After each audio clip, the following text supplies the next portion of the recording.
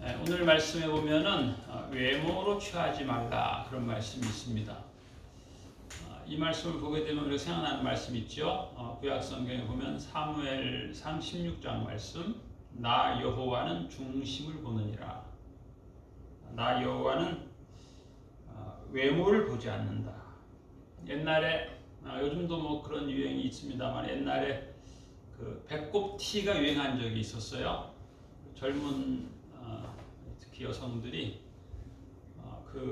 이 젊은 배꼽과 젊은 허리를 어떻게 감추고 다닐 수 있겠느냐 해가지고 드러내놓고 특히 여름에 또 뭐 더우니까 그랬는데 이제 주일날 교회 올 때 그렇게 배꼽티를 입고 시원하게 왔는데 나이가 지긋한 권사님이 야 예배 드리러 올 때는 배꼽티를 안 입고 오면 좋겠다 그랬더니 얘가 권사님 성경도 모르세요? 하나님이 중심을 보신다 그랬잖아요. 중심이 배꼽이야. 배꼽. 하나님은 배꼽을 보신다. 그렇게 뭐 오해를 한 건지 이해를 한 건지 그런 얘기가 있습니다. 오늘 성경 말씀에 이제 외모로 취하지 말라. 근데 사실 현대인들의 삶은 대부분 외모에 따라서 사는 경향들이 있죠. 그래서 오늘 성경 말씀 보면은 명령형으로 되어 있죠. 취하지 말라. 내면을 중하게 여겼으면 좋겠다. 뭐 그런 뜻이 아니고 외모로 취하지 말라. 대다수 사람이 외모를 중시한다라고 하는 그런 반증이 아닌가 생각합니다. 이 말은 어떻게 보면은 이제 윤리적 명령이라고도 볼 수 있는 것이죠. 그런데 오늘 성경 말씀 보면은 중요한 말씀이 영광의 주 곧 우리 주 예수 그리스도에 대한 믿음을 너희가 가졌으니 이게 먼저예요. 믿음에 대한 말씀하고 있는 거죠. 영광의 주, 이제 신학적인 용어인데 영광의 주라고 하는 단어가 있어요. 이제 신학적으로 예수님께서 이 땅에 33년 동안 이렇게 살아오신 예수님을 지칭해서 역사적 그리스도라 그렇게 말합니다. 옛날에 살았다. 그리고 이제 이 영광의 주라고 하는 것은 부활하신 예수님을 의미하기도 하고, 부활하신 예수님은 시공간의 제한을 받지 않으시는 분이셨잖아요. 그렇죠? 그런가 하면 오늘 부활하신 예수님은 오늘도 시공간의 제약을 받지 않는 분이에요. 그래서 이 예수님을 영광의 주라고 하고, 영광을 받으시기 전에 그 예수님을 역사적 그리스도라고도 합니다.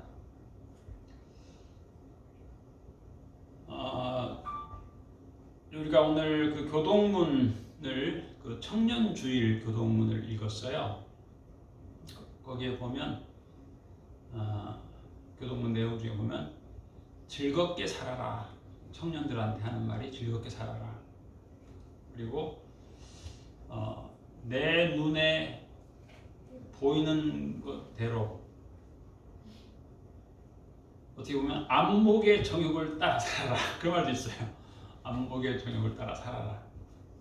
하여튼 즐겁게 살아라.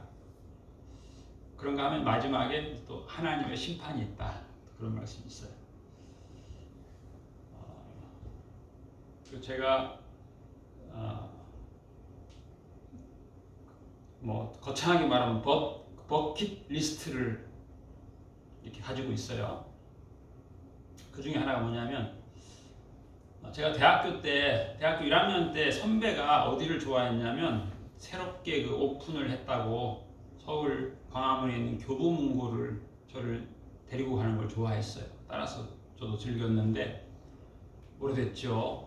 그러니까 30여 년 전에 즐겨 갔던 서점을 제가 한번 가야 되겠다. 그래서 제가 그런 목표를 세웠어요. 한번 가봐야 되겠다. 그 가는 이유 중에 하나는 거기에 그 교보문고 창업주가 그 철학이 참 좋더라고요. 그 큰 대형, 아마 우리나라에서 제일 큰 서점이 아닌가 싶어요.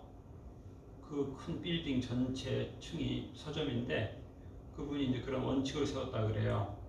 그 문고 직원들한테 책을 사지 않고 서너 시간 계속 본다고 해서 눈치 주지 마라. 그 다음에 또 그 책을 계속 서너 시간씩 메모한다고 해서 눈치 주지 마라. 그런 걸 교육한다고 그래요. 그리고 크게 써놨어요. 사람은 책을 만들고 책은 사람을 만든다.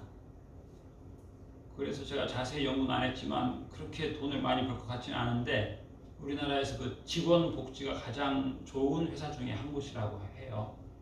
혹 간혹 가다가 대학생들이 책을 훔쳐가게 되면은 그 부끄러움을 주지 마라. 그냥 조용히 따라가서 아무도 없는 데서 다음부터는 이러지 말라고 그렇게 해라.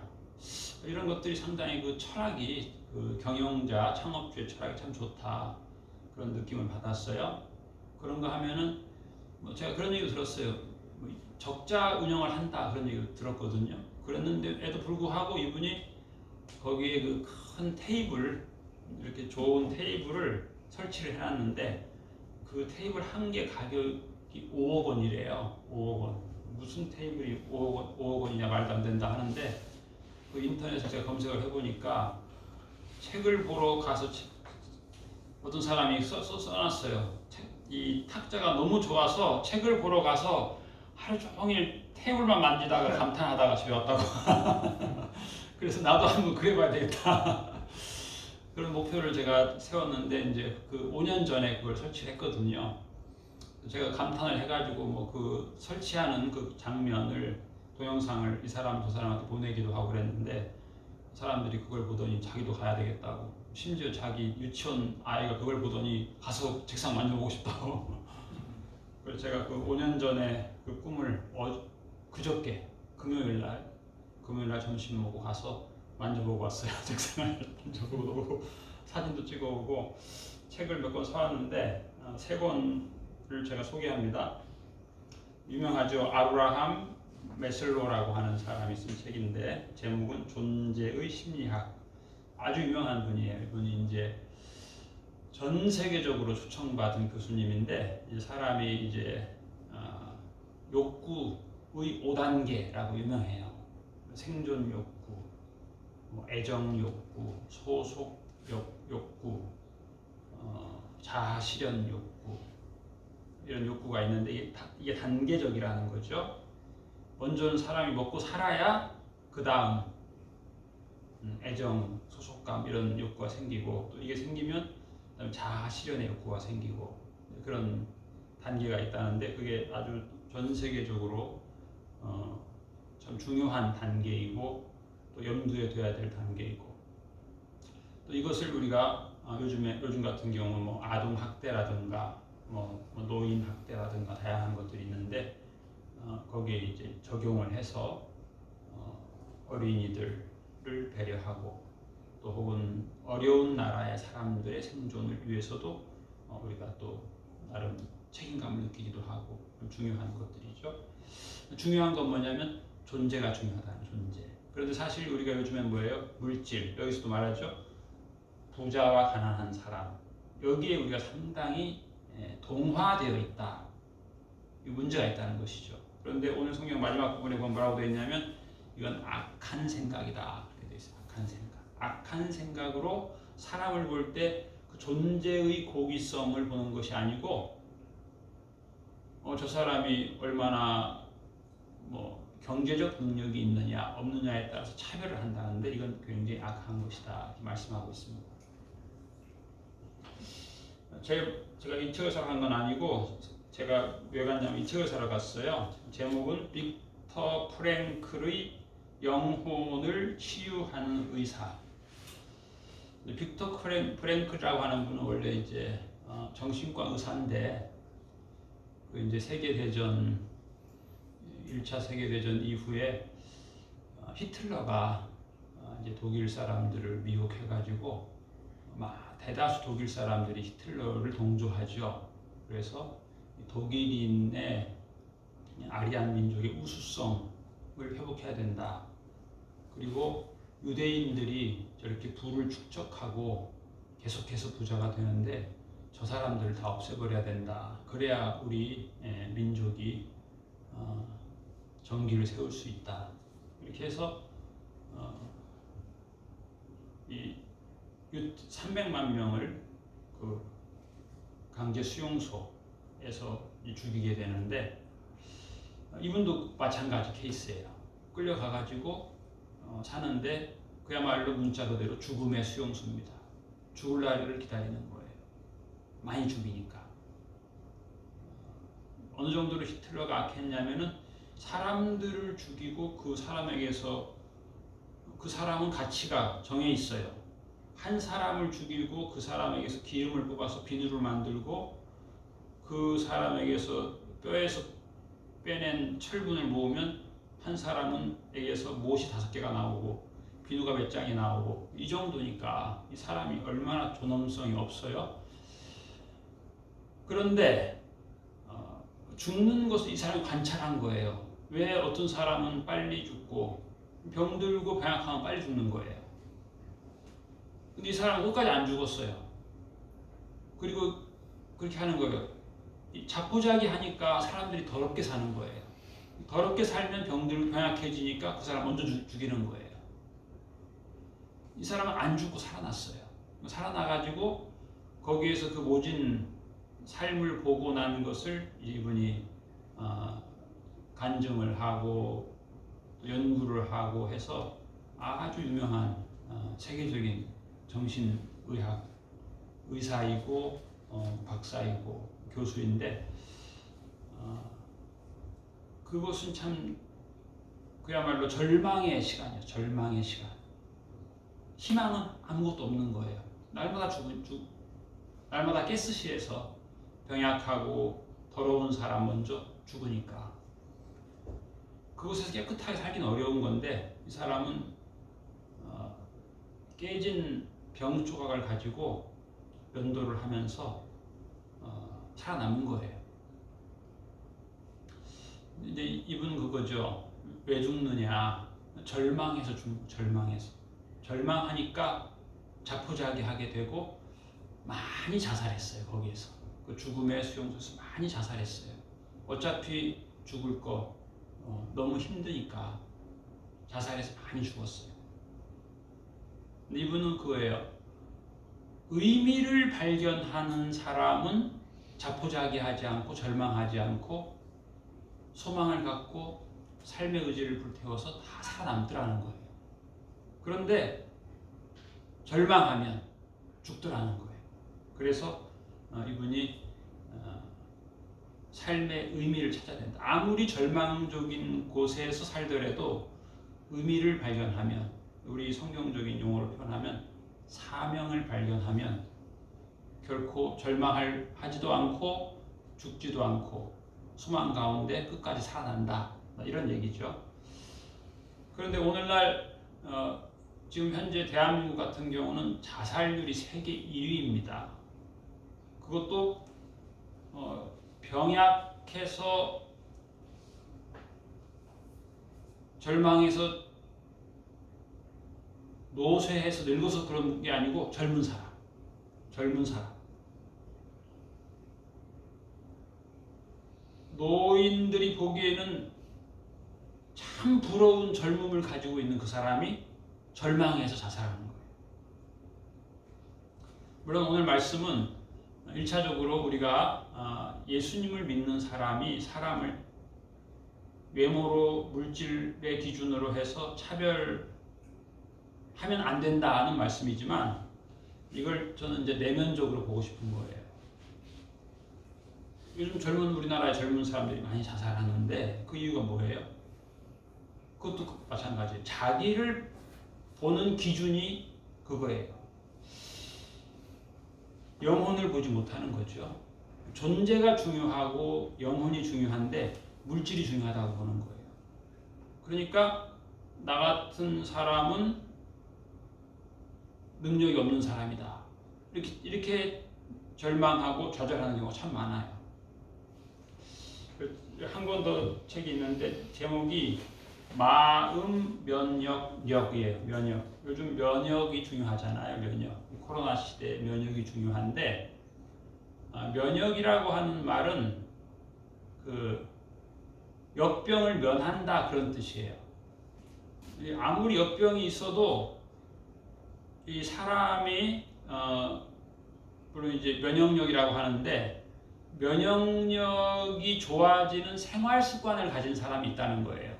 이 사람은 뭐 감기도 안 걸리고 원래 옛날에도 뭐 독감도 있었고 신종플루도 있었고 뭐 다 있었잖아요. 그런데 습관이 건전하니까 라이프 스타일이 건전하니까 역병하고는 관계가 없는 거예요. 면죄부를 받은 거예요. 네? 역병하고는 세상에 다양한 병이 많은데 생활 습관이 건강하니까 거기에는 면제된 사람이에요. 역병하고는 이 면역력이에요. 그런데 마음 면역력이 뭐예요? 마음. 이 마음이 경기에 따라서 움직이지 않는 거예요. 굳건한 마음이죠. 그게 뭐겠어요? 어떻게 보면 영혼이죠. 존재. 존재의 귀중성, 영혼의 귀중성인데 물질을 중요하게 여기고 영혼은 중요하지 않고 존재도 중요하지 않고 물질만 중요하게 되면 자존감이 떨어지는 거예요. 직장에서 잘렸다. 뭐 한때 그런 분 많이 있었죠. 나이가 60이 되니까 직장에서는 과거에 55세가 되면 다 전면 퇴임했으니까 아내도 월급 안 받아온다고 구박하고. 근데 참 이상하더라고요. 제가 아는 어떤 분은 직장 생활을 호적이 잘못돼가지고 거의 40년을 일했대요. 그랬는데 아내가 취직하라고. 서운하더라. 서운. 아니 40년을 일했는데 어떻게 딱 한 달 몸이 안 좋아서 쉬었는데 그걸 못 참고 돈 벌어 오라고. 참 그래서 참 괴로웠다. 뭐 하는데 아내는 큰 소리쳐. 아이 벌어야지. 돈 없기 전에 벌어야지. 그러니까 그런 경우가 많아요. 월급을 안 받아오니까 이거 아내가 사람 취급 안 하더라. 그래서 참 살맛이 없다. 그런 고민을 얘기하는 사람들이 있는데 그 얘기를 듣고 그 유명한 김영석 100살 넘은 분이 말하기를 자기 인생을 돌이켜보니까 최고 좋은 때가 60대부터 70대더라. 의무에서 자유로워진다. 직장의 의무에서 자유로워지고 아들 대학 등록금에서 자유로워지고 하여튼 아주 최고의 이제는 자아 실현을 할 수 있는 최고의 나이다.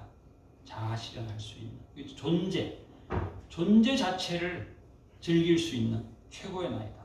근데 우리가 그렇지 못하는 거죠. 오늘 성경 말씀에도 보면 물질의 기준으로 해서 사람을 대하고 그뿐만 아니고 자기도 마찬가지죠.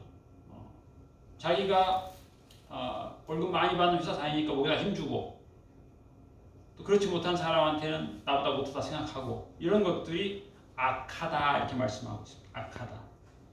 서로 차별하며 악한 생각으로 판단하는 것이다. 이렇게 규정하고 있습니다. 그 사무엘 선지자는 참 어떻게 보면 멋있는 분이고 훌륭한 분이고 영적인 분인데 이 사무엘이 하나님께서 이새의 집에 가서 기름을 부어라. 장차 이 나라의 왕이 될 사람을. 그러니까 이제 사무엘이 이새의 집에 갔어요. 그러니까 이새가 그 집에서 엘리압이라고 하는 잘생긴 아들을 보여주니까 사무엘이 하하 마음에 이르기를 여호와의 기름 부으실 자가 과연 주님 앞에 있습니다 하면서 즐거워했더니 하나님께서 사무엘한테 말씀하시는 거예요. 그의 용모와 키를 보지 말라. 내가 이미 그를 버렸노라. 참 이 말도 어떻게 보면 참 서운해요. 아니 이세 아들 중에 제일 잘생기고 키도 크고 아버지가 보기에 우리 집에서 장차 왕 될 애는 이 사람이다라고 생각해서 지금 특별히 선발해가지고 했고 사무엘이 보기에도 딱 보니까 모든 것이 준수해가지고 기름을 부으려고 딱 하는데 하나님께서 사무엘에게 이르시되 그의 용모와 키를 보지 말라. 내가 이미 그를 버렸노라. 내가 보는 것은 사람과 같지 아니하니 사람은 외모를 보거니와 나 여호와는 중심을 보느니라. 이렇게 말씀하셨어요. 그리고 오늘 말씀을 보는데도 생각나는 말씀은 예수님 말씀이죠. 예수님께서 마태복음 7장에 비판을 받지 아니하려거든 비판하지 말라. 너희가 비판하는 그 비판으로 너희가 비판을 받을 것이요 너희가 헤아리는 그 헤아림으로 너희가 헤아림을 받을 것이니라. 어찌하여 형제의 눈 속에 있는 티는 보고 내 눈 속에 있는 들보는 깨닫지 못하느냐. 보라, 내 눈 속에 들보가 있는데 어찌하여 형제에게 말하기를 나로 내 눈 속에 있는 티를 빼게 하라 하겠느냐. 외식하는 자여, 먼저 내 눈 속에서 들보를 빼어라. 그 후에야 밝히 보고 형제의 눈 속에서 티를 빼리라. 어떤 초등학생이 그랬다는 거예요.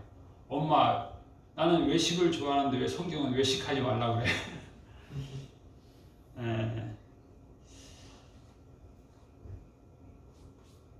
근데 오늘 야고보서 말씀 보면은 중요한 게 뭐냐면은 우리 주 예수 그리스도에 대한 믿음을 너희가 가졌으니 이 말씀이에요. 예수님을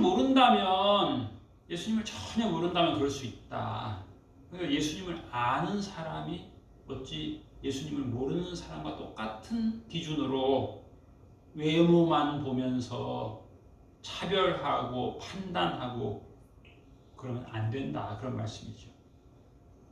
믿음이라고 하는 게 뭐예요? 믿음이라고 하는 것은 내 공로가 아니고 하나님이 주신 은혜예요. 그렇죠?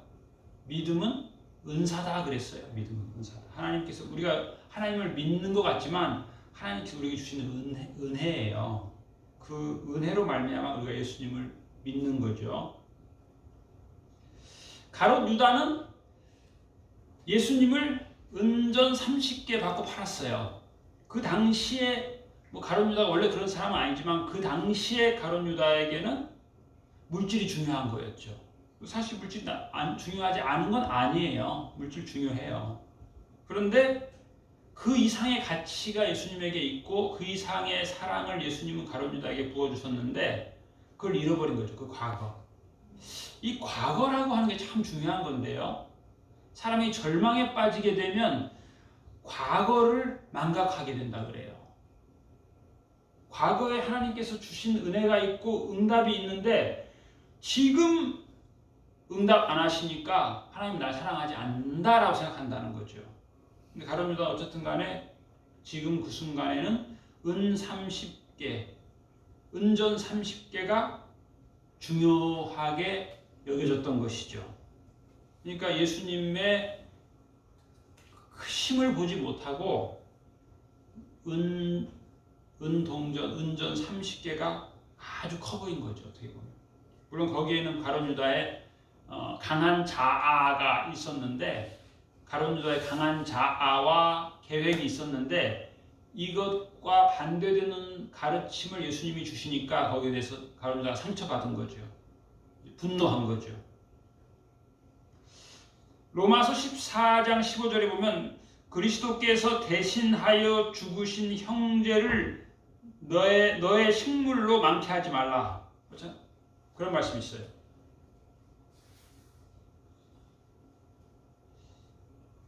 누가복음 13장에 보면 예수님께서 그 미친 여자를 만나게 되는데 이 여자는 어느 정도로 미쳤냐면 18년간 귀신 들린 여자예요.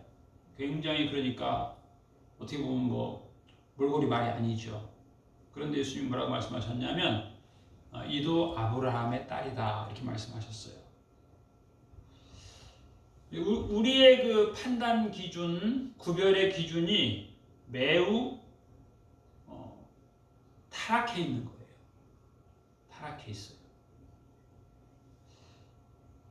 이 야고보서의 배경은 로마 시대입니다. 우리 역사에 보면 로마 시대가 대단했죠. 그 옛날에 그 콜로세움이라던가 그런 유적지를 보면 대단한데 로마 시민의 3분의 1은 노예였습니다. 당시에 그 이웃을 국가에 쳐들어가서 노예로 많이 끌고 오면은 그 사람이 이제 유명한 정치인이 되고 그랬거든요. 그런가 하면 여자들도 거의 노예처럼 취급받았어요. 옛날에. 심지어 수를 셀 때도 여자 수는 세지 않고 그랬잖아요. 근데 성경은 평등을 가르쳤잖아요. 평등을 가르쳤어요. 남녀노소 빈부귀천 없는 평등주의를 가르쳤죠. 역사에 보면 노예들이 반란도 많이 일으켰어요. 콜로세움에서 검투사들이 많이 죽었는데 반란도 일으키고.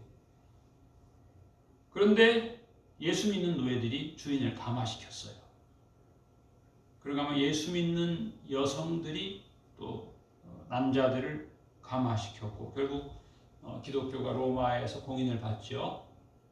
그리고 국교화되죠. 결국 그 당시 로마 시대의 기준으로 볼 때는 하잘것없는 노예, 여성인데 그 사람들이 복음을 받아들이고 믿음으로 말미암아서 그 나라가 변화되고 기독교 국가가 되기도 하고. 고린도후서 5장에도 그런 말씀이 있어요. 그리스도의 사랑이 우리를 강권하시는도다. 우리가 생각하건대 한 사람이 모든 사람을 대신하여 죽었은즉 모든 사람이 죽은 것이라.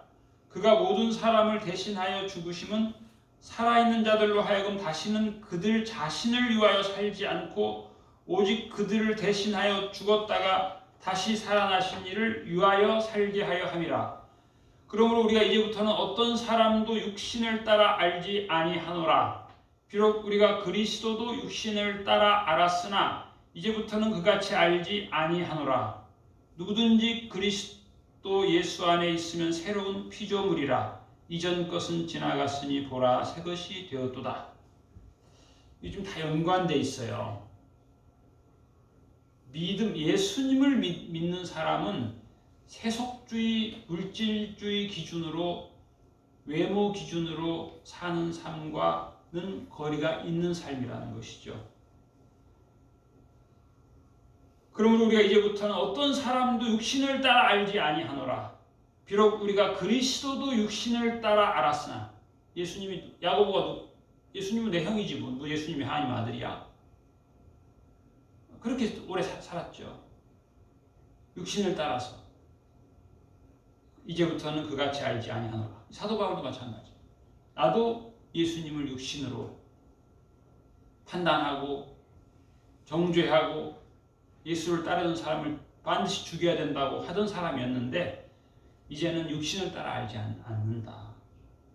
누구든지 그리스도 예수 안에 있으면 새로운 피조물이다. 이전 것은 지나갔으니 보라 새 것이 되었도다. 그래서 모든 사람을 대할 때 하나님이 사랑하는 사람이다. 또 우리 인생도 마찬가지. 내 인생이 내 뜻대로 잘 될 때도 하나님의 사랑이고 내 뜻대로 안 될 때도 하나님의 사랑이 다 있는 것이죠. 나를 볼 때나 타인을 볼 때나 하나님의 형상, 그곳에 하나님의 형상이 있다. 구별하지 말고 하나님께서 사랑하는 사람이다. 타인을 볼 때도 나를 볼 때도. 그렇게 볼 때 우리가 예수님의 마음으로 우리를 보고 하나님의 은혜를 보고 예수님의 사랑을 보고 악한 생각으로 구별하지 않고 선한 생각으로 사랑하고 이해하고 용서하고 축복하는 그런 복된 삶을 살게 될 것입니다. 기도하겠습니다. 하나님 아버지, 저희들이 악한 생각으로 구별하고 판단하고 정죄하며 타인을